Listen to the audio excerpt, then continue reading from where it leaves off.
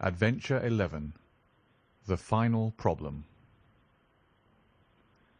It is with a heavy heart that I take up my pen to write these the last words in which I shall ever record the singular gifts by which my friend Mr. Sherlock Holmes was distinguished.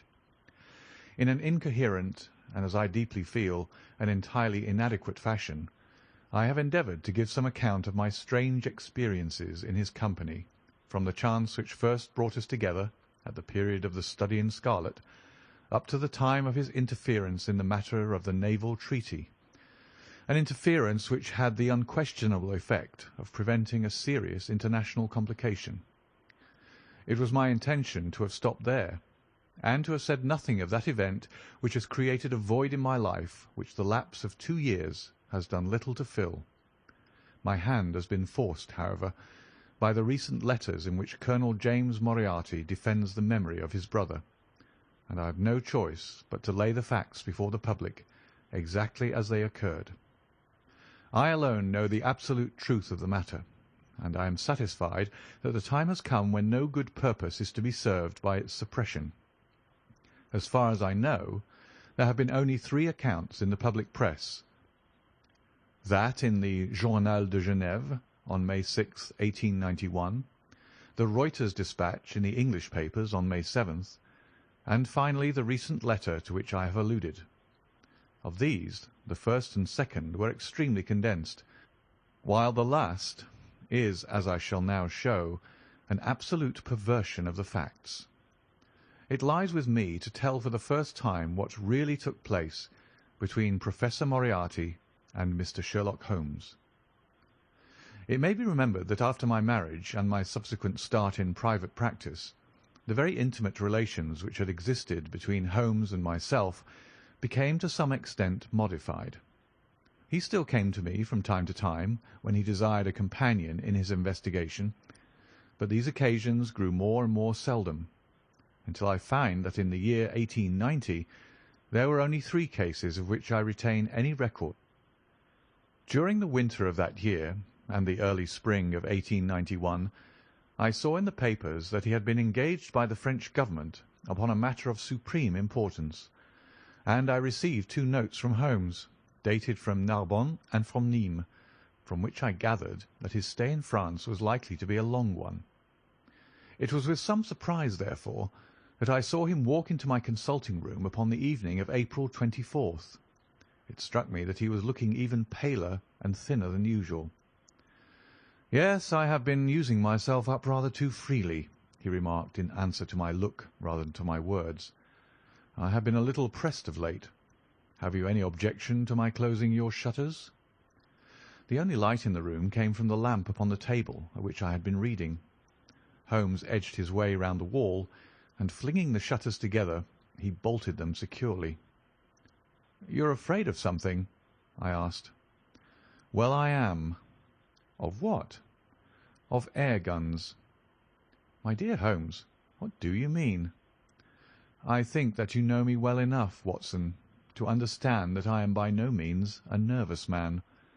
At the same time, it is stupidity rather than courage to refuse to recognize danger when it is close upon you. Might I trouble you for a match?" He drew in the smoke of his cigarette as if the soothing influence was grateful to him. "I must apologize for calling so late," said he, "and I must further beg you to be so unconventional as to allow me to leave your house presently by scrambling over your back garden wall." "But what does it all mean?" I asked.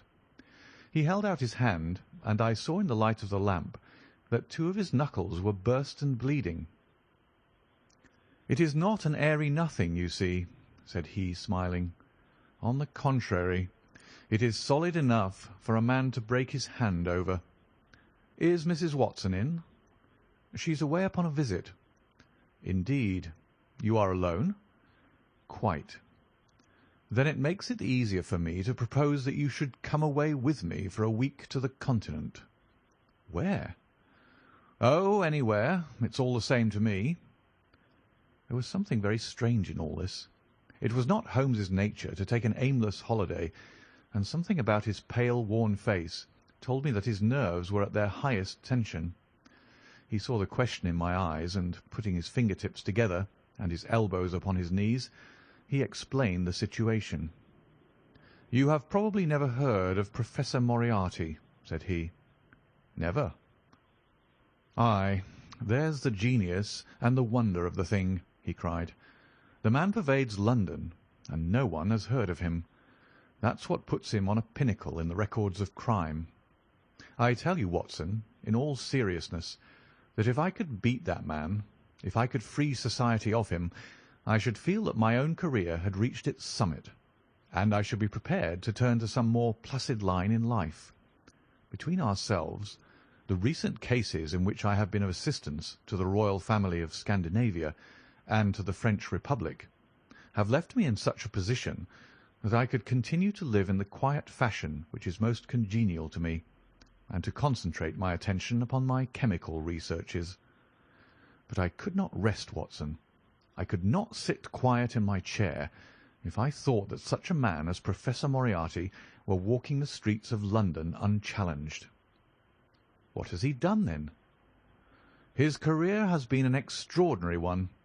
He is a man of good birth and excellent education, endowed by nature with a phenomenal mathematical faculty. At the age of 21 he wrote a treatise upon the binomial theorem, which has had a European vogue. On the strength of it, he won the mathematical chair at one of our smaller universities, and had, to all appearances, a most brilliant career before him. But the man had hereditary tendencies of the most diabolical kind. A criminal strain ran in his blood, which, instead of being modified, was increased and rendered infinitely more dangerous by his extraordinary mental powers. Dark rumours gathered round him in the university town, and eventually he was compelled to resign his chair and to come down to London, where he set up as an army coach. So much is known to the world, but what I am telling you now is what I have myself discovered. As you are aware, Watson, there is no one who knows the higher criminal world of London so well as I do. For years past I have continually been conscious of some power behind the malefactor, some deep organising power which forever stands in the way of the law and throws its shield over the wrong-doer. Again and again, in cases of the most varying sorts, forgery cases, robberies, murders, I have felt the presence of this force, and I have deduced its action in many of those undiscovered crimes in which I have not been personally consulted. For years I have endeavoured to break through the veil which shrouded it, and at last the time came when I seized my thread and followed it, until it led me, after 1,000 cunning windings, to ex-Professor Moriarty of mathematical celebrity. He is the Napoleon of crime, Watson. He is the organiser of half that is evil, and nearly all that is undetected in this great city. He is a genius, a philosopher, an abstract thinker. He has a brain of the first order. He sits motionless, like a spider in the centre of its web, but that web has 1,000 radiations, and he knows well every quiver of each of them. He does little himself. He only plans, but his agents are numerous and splendidly organised. Is there a crime to be done, a paper to be abstracted, we will say a house to be rifled, a man to be removed? The word is passed to the professor. The matter is organised and carried out. The agent may be caught. In that case, money is found for his bail or his defence. But the central power which uses the agent is never caught, never so much as suspected. This was the organisation which I deduced, Watson, and which I devoted my whole energy to exposing and breaking up. But the professor was fenced around with safeguards so cunningly devised that, do what I would, it seemed impossible to get evidence which would convict in a court of law. You know my powers, my dear Watson, and yet at the end of 3 months I was forced to confess that I had at last met an antagonist who was my intellectual equal. My horror at his crimes was lost in my admiration at his skill. But at last he made a trip, only a little trip, but it was more than he could afford when I was so close upon him. I had my chance, and starting from that point, I have woven my net around him until now it is all ready to close. In 3 days, that is to say on Monday next, matters will be ripe, and the Professor, with all the principal members of his gang, will be in the hands of the police. Then will come the greatest criminal trial of the century, the clearing up of over 40 mysteries, and the rope for all of them. But if we move at all prematurely, you understand, they may slip out of our hands even at the last moment. Now, if I could have done this without the knowledge of Professor Moriarty, all would have been well. But he was too wily for that. He saw every step which I took to draw my toils round him. Again and again he strove to break away, but I as often headed him off. I tell you, my friend, that if a detailed account of that silent contest could be written, it would take its place as the most brilliant bit of thrust and parry work in the history of detection. Never have I risen to such a height, and never have I been so hard pressed by an opponent. He cut deep, and yet I just undercut him. This morning the last steps were taken, and 3 days only were wanted to complete the business. I was sitting in my room thinking the matter over, when the door opened, and Professor Moriarty stood before me. My nerves are fairly proof, Watson, but I must confess to a start when I saw the very man who'd been so much in my thoughts standing there on my threshold. His appearance was quite familiar to me. He is extremely tall and thin. His forehead domes out in a white curve, and his 2 eyes are deeply sunken in his head. He's clean-shaven, pale, and ascetic-looking, retaining something of the Professor in his features. His shoulders are rounded from much study, and his face protrudes forward, and is forever slowly oscillating from side to side in a curiously reptilian fashion. He peered at me with great curiosity in his puckered eyes. "You have less frontal development than I should have expected," said he at last. "It is a dangerous habit to finger loaded firearms in the pocket of one's dressing-gown." The fact is that upon his entrance I had instantly recognized the extreme personal danger in which I lay. The only conceivable escape for him lay in silencing my tongue. In an instant I had slipped the revolver from the drawer into my pocket and was covering him through the cloth.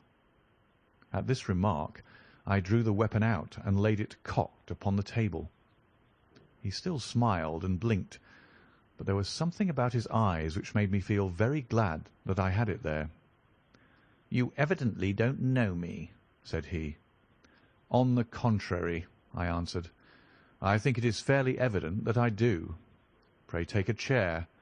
I can spare you 5 minutes if you have anything to say." "All that I have to say has already crossed your mind," said he.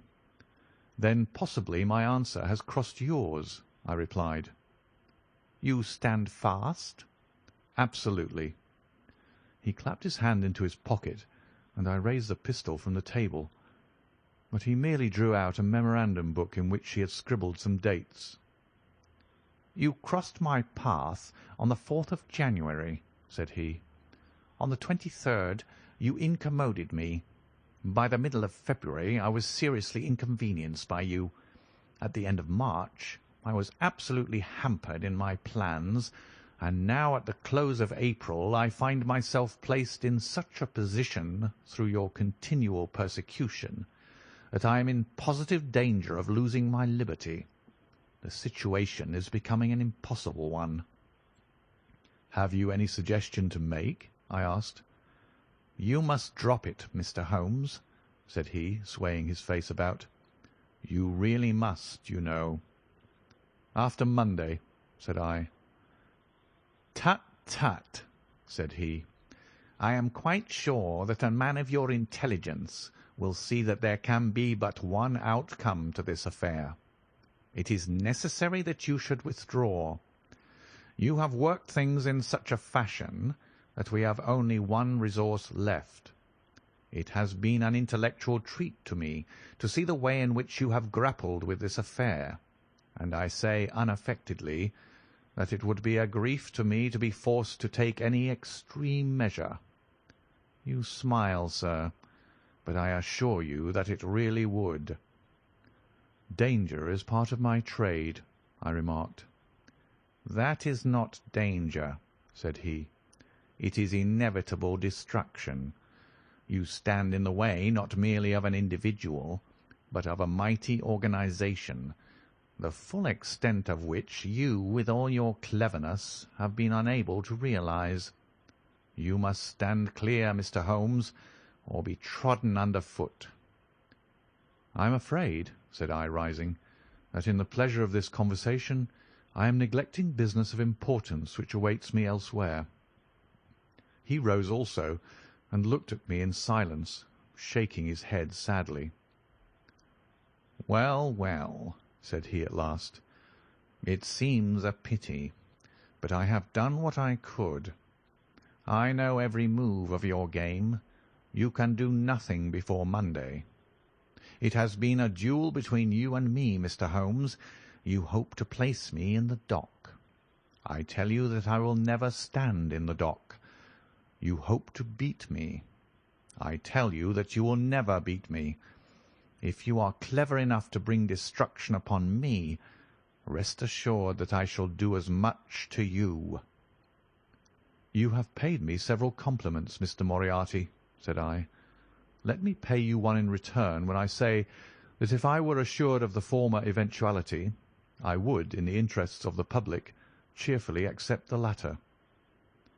"I can promise you the one, but not the other," he snarled, and so turned his rounded back upon me and went peering and blinking out of the room. That was my singular interview with Professor Moriarty. I confess that it left an unpleasant effect upon my mind. His soft, precise fashion of speech leaves a conviction of sincerity which a mere bully could not produce. Of course, you will say, why not take police precautions against him? The reason is that I am well convinced that it is from his agents the blow will fall. I have the best proofs that it would be so. "You've already been assaulted?" "My dear Watson, Professor Moriarty is not a man who lets the grass grow under his feet. I went out about midday to transact some business in Oxford Street. As I passed the corner which leads from Bentinck Street onto the Welbeck Street crossing, a two-horse van, furiously driven, whizzed round and was on me like a flash. I sprang for the footpath and saved myself by the fraction of a second. The van dashed round by Marylebone Lane and was gone in an instant. I kept to the pavement after that, Watson, but as I walked down Vere Street, a brick came down from the roof of one of the houses and was shattered to fragments at my feet. I called the police and had the place examined. There were slates and bricks piled up on the roof preparatory to some repairs, and they would have me believe that the wind had toppled over one of these. Of course, I knew better, but I could prove nothing. I took a cab after that and reached my brother's rooms in Pall Mall, where I spent the day. Now I have come round to you, and on my way I was attacked by a rough with a bludgeon. I knocked him down, and the police have him in custody, but I can tell you with the most absolute confidence that no possible connection will ever be traced between the gentleman upon whose front teeth I have barked my knuckles and the retiring mathematical coach, who is, I dare say, working out problems upon a blackboard 10 miles away. You will not wonder, Watson, that my first act on entering your rooms was to close your shutters, and that I have been compelled to ask your permission to leave the house by some less conspicuous exit than the front door. I had often admired my friend's courage, but never more than now, as he sat quietly checking off a series of incidents which must have combined to make up a day of horror. "You'll spend the night here?" I said. "No, my friend. You might find me a dangerous guest. I have my plans laid, and all will be well. Matters have gone so far now that they can move without my help as far as the arrest goes." though my presence is necessary for a conviction. It is obvious, therefore, that I cannot do better than get away for the few days which remain before the police are at liberty to act. It would be a great pleasure to me, therefore, if you would come on to the Continent with me." "The practice is quiet," said I, "and I have an accommodating neighbour. I should be glad to come." "And to start to-morrow morning?" "If necessary." "Oh, yes, it is most necessary. Then these are your instructions, and I beg, my dear Watson, that you will obey them to the letter, for you are now playing a double-handed game with me against the cleverest rogue and the most powerful syndicate of criminals in Europe. Now listen. You will dispatch whatever luggage you intend to take by a trusty messenger unaddressed to Victoria to-night. In the morning you will send for a hansom, desiring your man to take neither the first nor the second which may present itself. Into this hansom you will jump, and you will drive to the Strand end of the Lowther Arcade, handing the address to the cabman upon a slip of paper, with a request that you will not throw it away. Have your fare ready, and the instant that your cab stops, dash through the arcade, timing yourself to reach the other side at 9:15. You will find a small brougham waiting close to the curb, driven by a fellow with a heavy black cloak tipped at the collar with red. Into this you will step, and you will reach Victoria in time for the Continental Express." "Where shall I meet you?" "At the station. The second first-class carriage from the front will be reserved for us." "The carriage is our rendezvous, then?" "Yes." It was in vain that I asked Holmes to remain for the evening. It was evident to me that he thought he might bring trouble to the roof he was under, and that was the motive which impelled him to go. With a few hurried words as to our plans for the morrow, he rose and came out with me into the garden, clambering over the wall which leads into Mortimer Street, and immediately whistling for a hansom, in which I heard him drive away. In the morning I obeyed Holmes's injunction to the letter. A hansom was procured with such precaution as would prevent its being one which was placed ready for us, and I drove immediately after breakfast to the Lowther Arcade, through which I hurried at the top of my speed. A brougham was waiting with a very massive driver, wrapped in a dark cloak, who, the instant that I had stepped in, whipped up the horse and rattled off to Victoria Station. On my alighting, there he turned the carriage and dashed away again without so much as a look in my direction. So far all had gone admirably. My luggage was waiting for me, and I had no difficulty in finding the carriage which Holmes had indicated, the less so as it was the only one in the train which was marked "Engaged." My only source of anxiety now was the non-appearance of Holmes. The station clock marked only 7 minutes from the time when we were due to start. In vain I searched among the groups of travellers and leave-takers for the lithe figure of my friend. There was no sign of him. I spent a few minutes in assisting a venerable Italian priest who was endeavouring to make a porter understand, in his broken English, that his luggage was to be booked through to Paris. Then, having taken another look around, I returned to my carriage, where I found that the porter, in spite of the ticket, had given me my decrepit Italian friend as a travelling companion. It was useless for me to explain to him that his presence was an intrusion, for my Italian was even more limited than his English. So I shrugged my shoulders resignedly and continued to look out anxiously for my friend. A chill of fear had come over me, as I thought that his absence might mean that some blow had fallen during the night. Already the doors had all been shut and the whistle blown when— "My dear Watson," said a voice, "you have not even condescended to say good morning."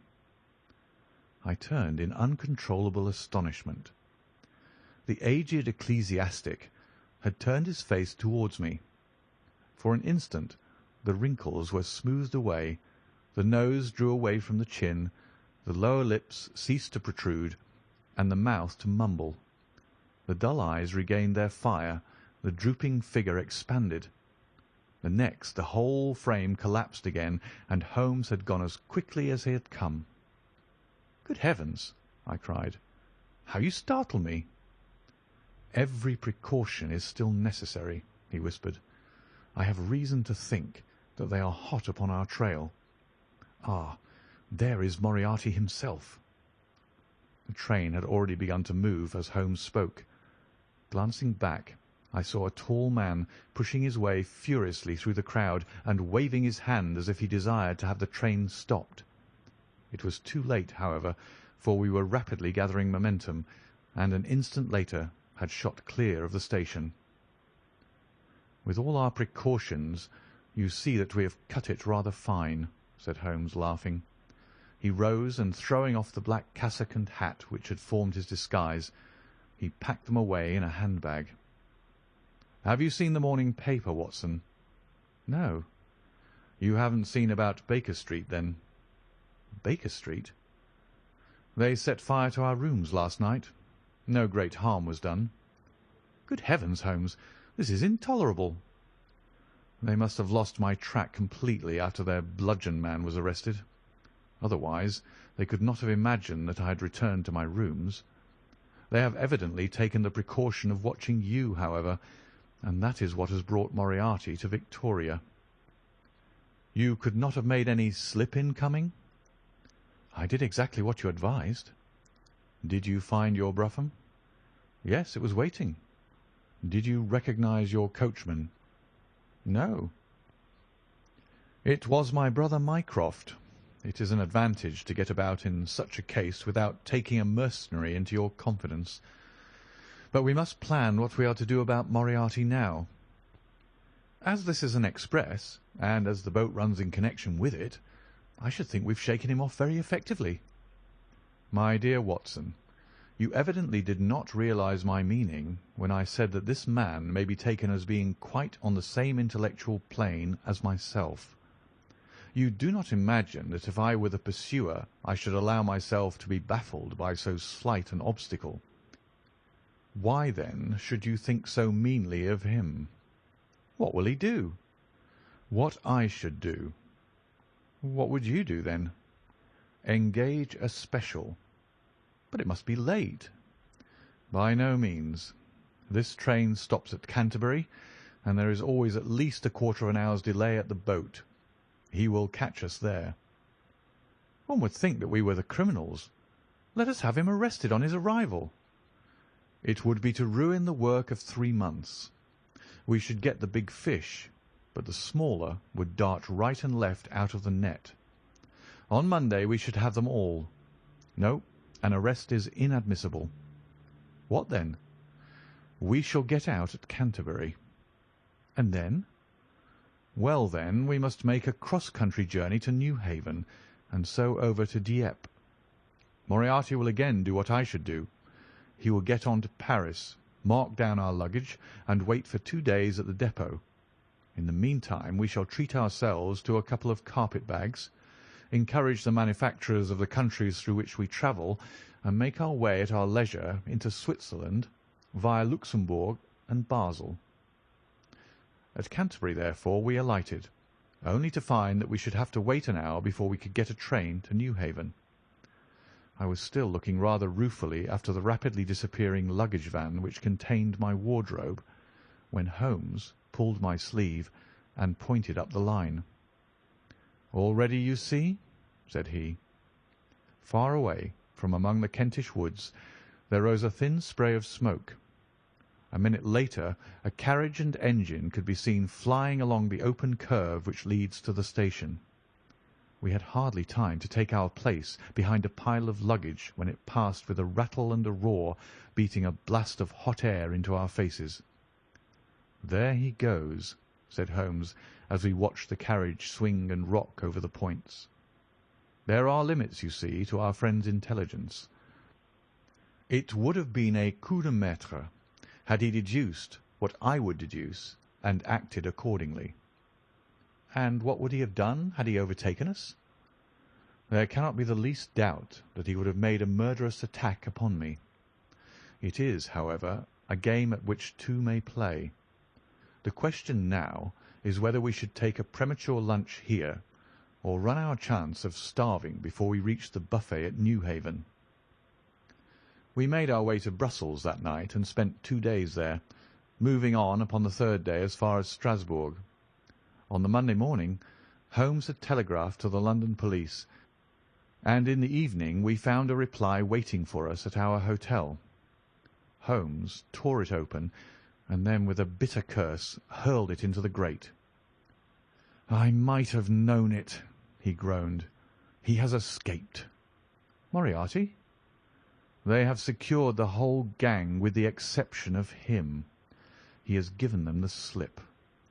Of course, when I had left the country there was no one to cope with him, but I did think that I had put the game in their hands. I think that you had better return to England, Watson." "Why?" "Because you will find me a dangerous companion now. This man's occupation is gone.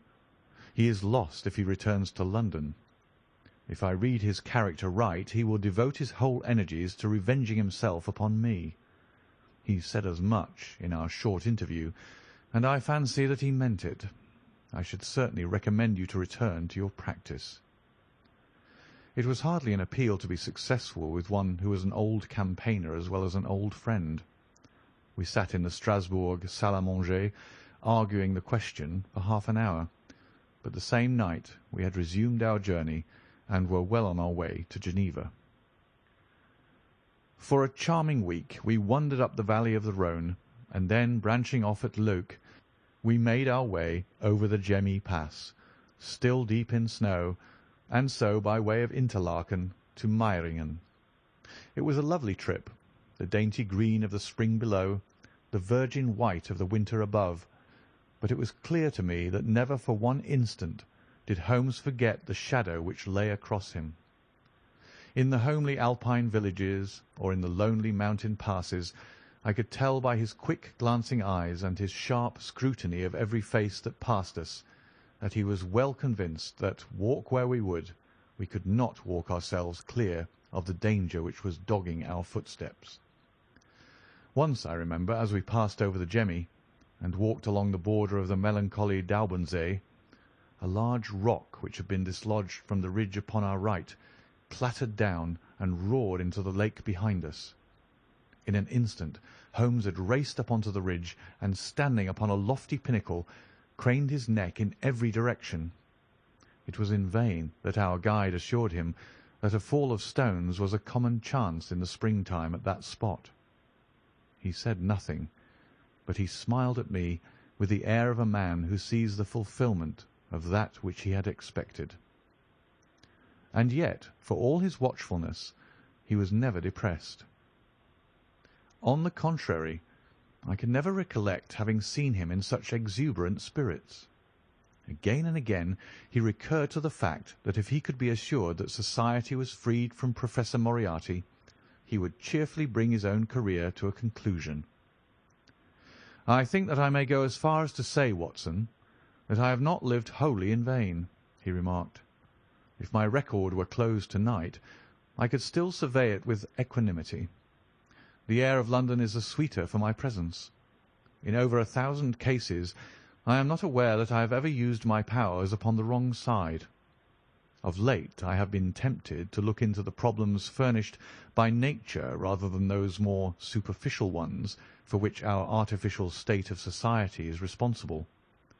Your memoirs will draw to an end, Watson, upon the day that I crown my career by the capture or extinction of the most dangerous and capable criminal in Europe. I shall be brief and yet exact in the little which remains for me to tell.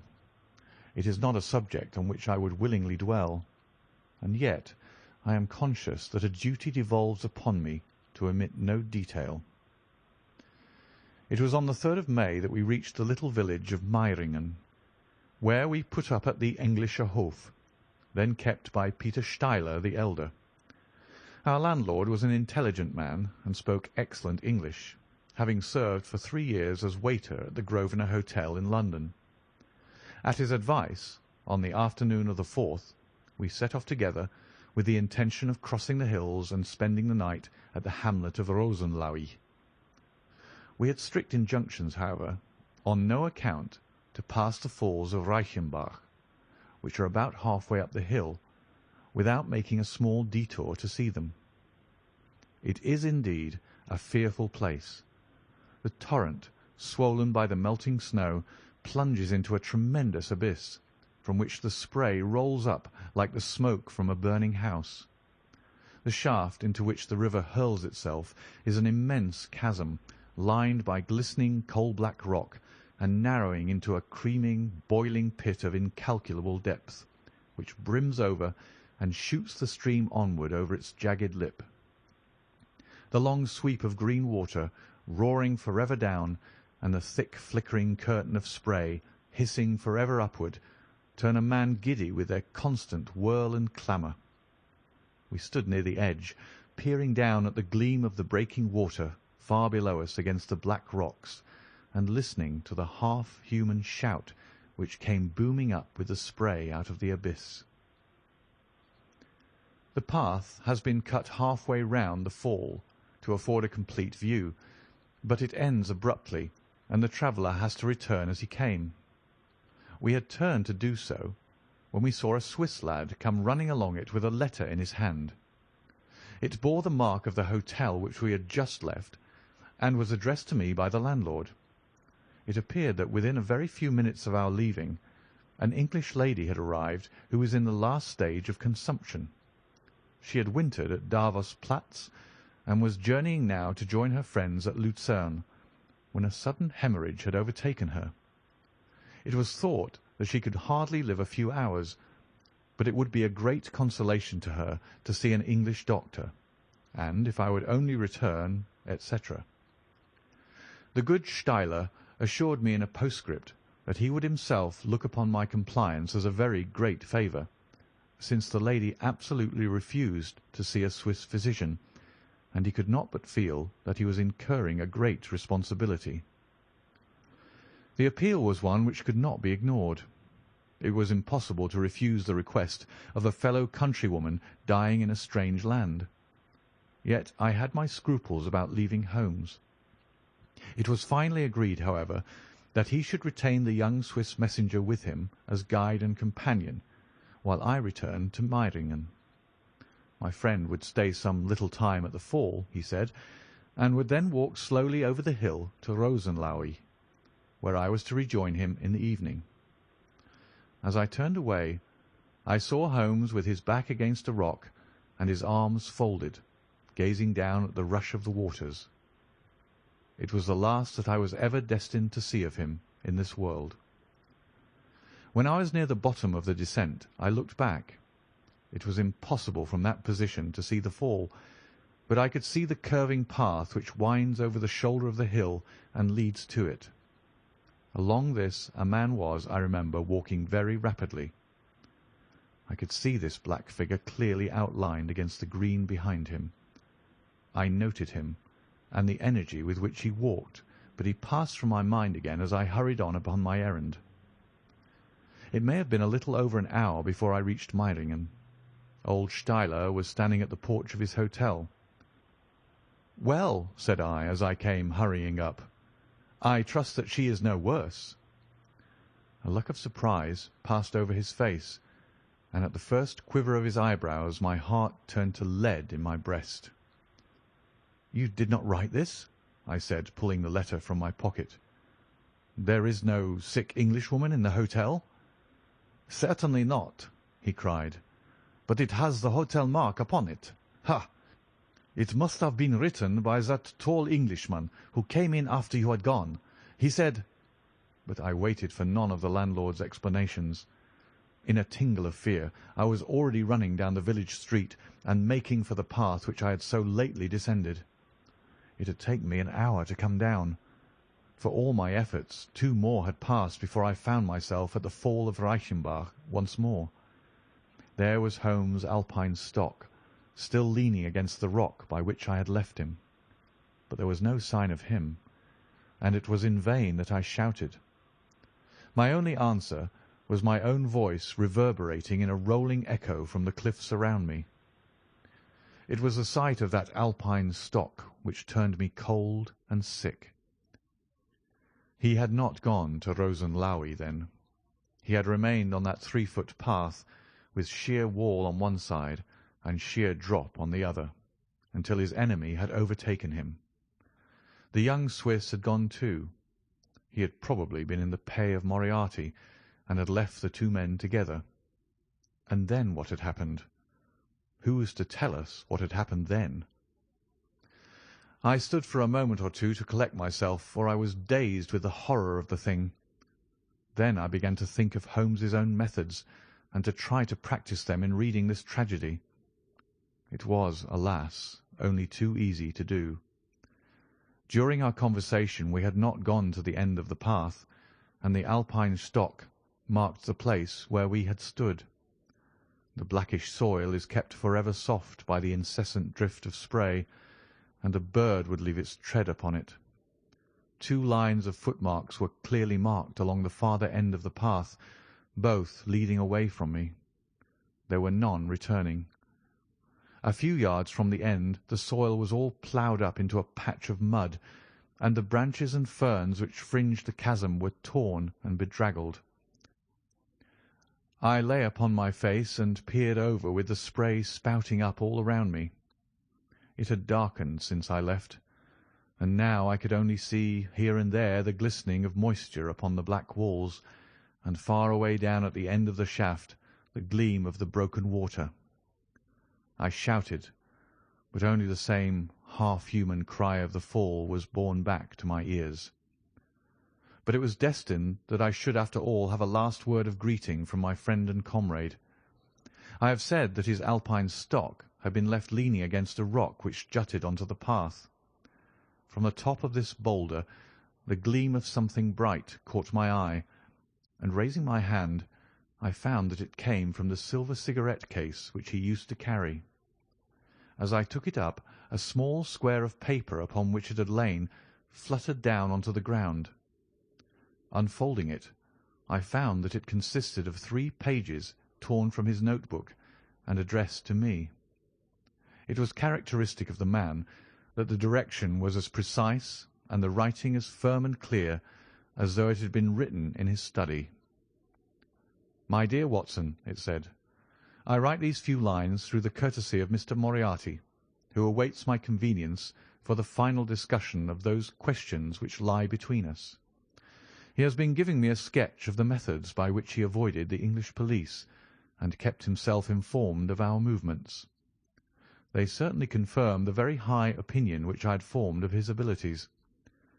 I am pleased to think that I shall be able to free society from any further effects of his presence, though I fear that it is at a cost which will give pain to my friends, and especially, my dear Watson, to you. I have already explained to you, however, that my career had in any case reached its crisis, and that no possible conclusion to it could be more congenial to me than this. Indeed, if I may make a full confession to you, I was quite convinced that the letter from Meiringen was a hoax, and I allowed you to depart on that errand under the persuasion that some development of this sort would follow.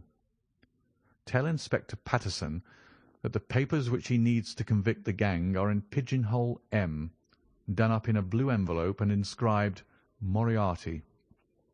I made every disposition of my property before leaving England, and handed it to my brother Mycroft.